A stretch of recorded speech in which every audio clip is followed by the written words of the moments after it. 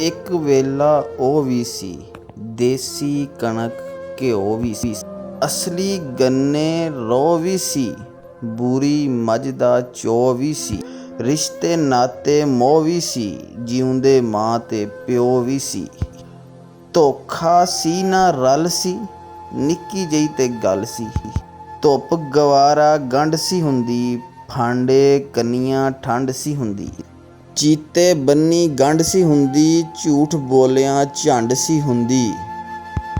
ਹੱਕ ਬਰਾਬਰ ਵੰਡ ਸੀ ਹੁੰਦੀ, ਡਾਢੀ ਸੋਹਣੀ ਹੰਡ ਸੀ ਹੁੰਦੀ। ਜਿੰਦ ਮਿਸ਼ਰੀ ਵਾਲੀ ਡੱਲ ਸੀ, ਨਿੱਕੀ ਜਿਹੀ ਤੇ ਗੱਲ ਸੀ। ਸਾਧੂ ਜੇ ਇਨਸਾਨ ਸੀ ਤਦ, ਉਦਾਂ ਦੇ ਆਖਾਣ ਸੀ ਤਦ। ਪਹਿਲਾ ਸਬਕ ਆਜ਼ਾਨ ਸੀ ਤਦ, ਕਲਮੇ ਦੀ ਪਛਾਣ ਸੀ ਤਦ। ਚੁਗਲੀ ਨਾ ਬੋਹਤਾਨ ਸੀ ਤਦ, ਮਾਪੇ ਲੱਭਦੇ ਹਾਣ ਸੀ ਤਦ।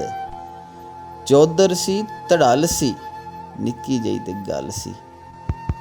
ਸ਼ੇਰੂ ਤੋਲੇ ਅੱਗੇ ਨਹੀਂ ਸਨ, ਯੱਕੋਂ ਗੋਲੇ ਅੱਗੇ ਨਹੀਂ ਸਨ। ਜੰਝੋਂ ਡੋਲੇ ਅੱਗੇ ਨਹੀਂ ਸਨ, ਇੰਨੇ ਰੌਲੇ ਅੱਗੇ ਨਹੀਂ ਸਨ। ਠੱਗ ਵਿਚੋਲੇ ਅੱਗੇ ਨਹੀਂ ਸਨ, ਬੰਦੇ ਹੌਲੇ ਅੱਗੇ ਨਹੀਂ ਸਨ। ਸੱਚੇ ਸੱਚਾ ਕੱਲ ਸੀ, ਨਿੱਕੀ ਜਿਹੀ ਤੇ ਗੱਲ ਸੀ।